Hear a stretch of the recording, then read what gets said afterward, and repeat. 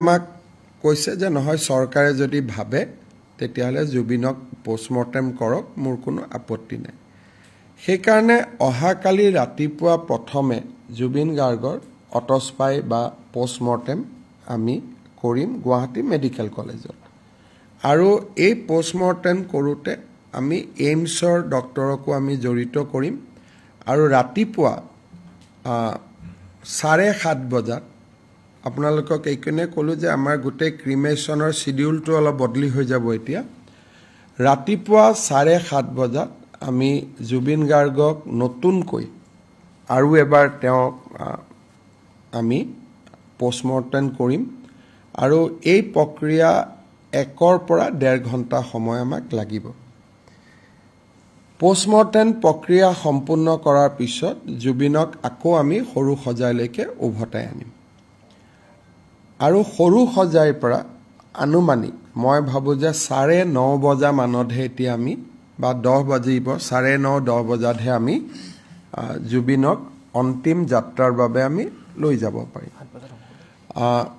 জুবিনৰ অন্তিম যাত্ৰাত যোৱা ৰাতিপুৱা মই কৈছিলো যে আমাৰ এখন এম্বুলেন্সত জুবিনৰ পাৰ্থিৱ শৰীৰ যাব ফেমিলি আমাক এখন তালিকা দিছে 85 গৰাকী ব্যক্তিৰ 85 পিপল সো এই 85 গৰাকী ব্যক্তি বা যি শিল্পী কলা কুশলী জুবিনৰ লগত ক্লোজ 85 তেওঁলোকৰ কাৰণে আমি 2খন 3খন 4খন যি বাছৰ প্ৰয়োজন হ'ব আমি সৰু সজাইত বাছৰ ব্যৱস্থা কৰি দিম আৰু বাকি আমি গাড়ী মটৰ আমি সমদলটোত নলওঁ যেনেকৈ আমি বিমানবন্দৰৰ পৰা লাহে লাহে তেখেতক আমি লৈ আহিছিলো তেনেকৈ লৈ আহিম ৰাস্তাৰ দুইফালে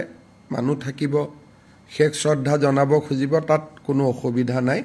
আমি সুন্দৰ কৰি তেখেতক লৈ আহি আমি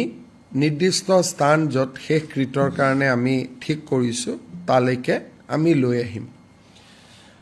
ভাৰতৰ কেন্দ্ৰীয় সংসদীয় পৰিক্ৰমা মন্ত্ৰী কিৰণ ৰিজিজু প্ৰধানমন্ত্ৰী ডাঙৰীয়াই তেওঁৰ প্ৰতিনিধি হিচাপে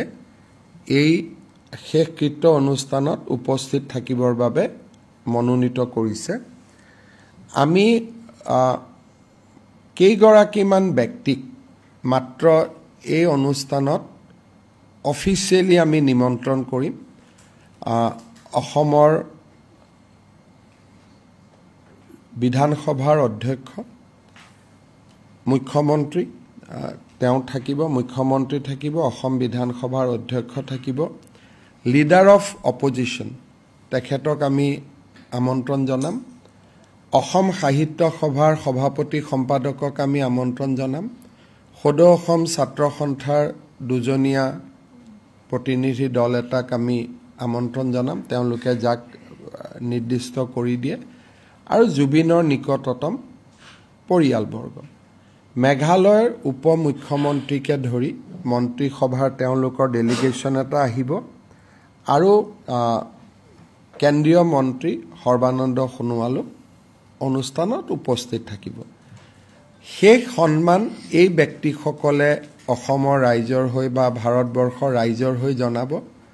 জুবিন গাৰ্গৰ পৰিয়ালে তেওঁলোকক বিদায় দিব বাকি আমি যেটো ফিল্ম ফেটাৰনিটিৰ অনুষ্ঠান আছে তেওঁলোকৰ পৰাও এজন প্ৰতিনিধিক আমি বিচাৰিম তাৰ বাদে আমি বাকি কোনো ভিভিআইপি বা ভিআইপিক আমি নিমন্ত্ৰণ জনোৱা নাই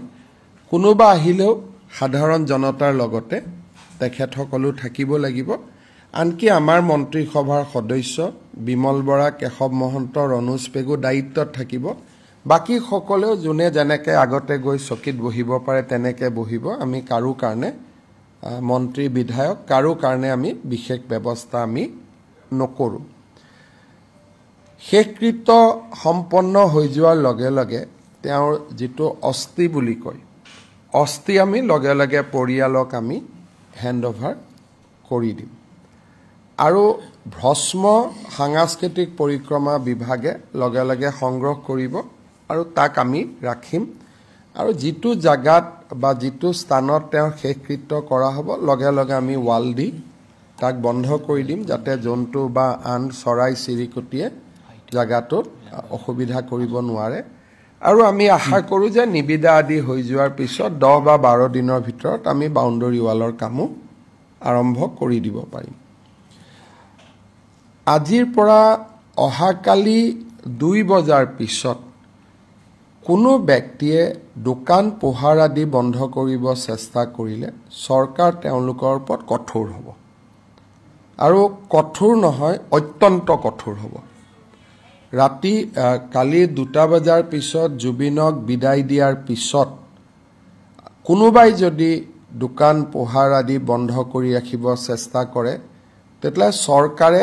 কঠোৰ ব্যৱস্থা গ্ৰহণ কৰিব আৰু আজি ৰাতিও যদি কোনোবাই জুবিনক অসন্মান কৰি উদ্ভণ্ডালি আদি কৰিব চেষ্টা কৰে আজি আমি গ্ৰেপ্তাৰ কৰাৰ কাৰণে নিৰ্দেশ দিছোঁ